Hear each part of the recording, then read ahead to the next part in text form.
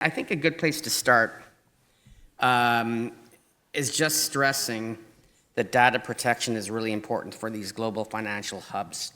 And it's also a critical factor in promoting a healthy and trusted global financial sector and a global economy through the safe, secure, and compliant flow of international data. And on that point, let me share a statistic that may surprise you.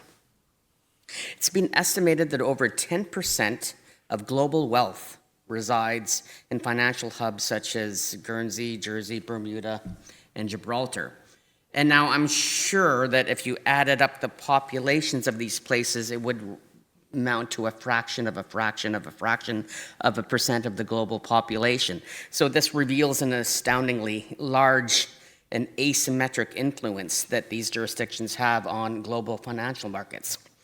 And by its very nature, I think we all accept that financial data can be highly sensitive, and especially in these jurisdictions where there's a concentration requiring an elevated level of security protections. And I would also submit that in current times, with global markets experiencing a period of instability, dramatic fluctuations, and increasing uncertainty, any factor that can mitigate such uncertainty, including elevated safeguards, ought to be embraced by organizations and jurisdictions alike. So, to the extent that financial organizations and the global financial hubs can establish themselves as safe, secure standards of financial data, this can only assist with global and domestic economies in order to weather this economic storm.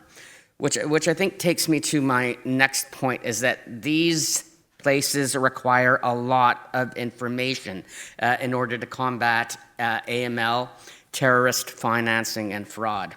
There's very, very strict financial regulations with significant penalties for non-compliance.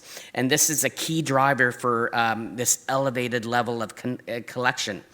And I would say that for individuals that are not accustomed to life in these jurisdictions, the collection of this financial data can feel a little bit like due diligence on steroids. And I can tell you this personally, because that's what it felt like for me coming from Canada to Guernsey and being surprised to learn that I had to go through an expansive fiscal background check and police check, regardless of whether I was applying for a bank instrument or simply trying to rent a house on the island. Which I think takes you to the core tensions, and that we're in identifying some takeaways, this, given this environmental context. And the core tension between meeting AML requirements and data protection obligation comes down to a few principles: security safeguards, legitimate purpose, and data retention. So let's look at those individually.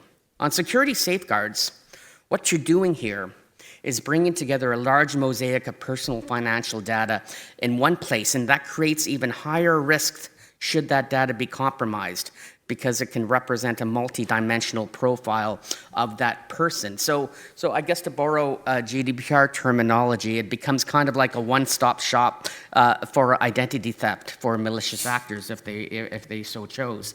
And similarly, such actors and malicious actors are very, very aware of the pooling of data in these jurisdictions, rendering the organizations in these jurisdictions and the jurisdictions themselves as even higher value targets for attack. And this elevated threat, and by extension the risk of security breaches, is further exacerbated by the greater harm that can ensue from any given breach, given the intimate nature of these jurisdictions. With smaller population sizes and fewer industry players, the harm from any successful breach will have a disproportionate effect and damages to both the reputation and exposure on the island.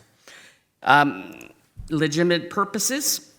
Given the elevated due diligence requirements, there is a risk that inertia will take hold, leading to an over-collection of sensitive financial data. That being, just the attitude of, let's just make life simple and collect everything and we'll sort it out later. And on this point, balance with data protection obligations will require organizations to reflect on whether they truly do need that same level of sensitive financial data for an individual to secure a mortgage or a business loan versus if they want to get a license for their dog or rent a flat. And then finally, with respect to data retention, notwithstanding the potential stricter retention obligations under financial regulations, which can be for a longer period of times than in other jurisdictions. Once that period has expired, organizations should dutifully delete this treasure trove of financial information. That's to be forgotten and deepen the damage with any potential successful cyber attack or intrusion that may occur.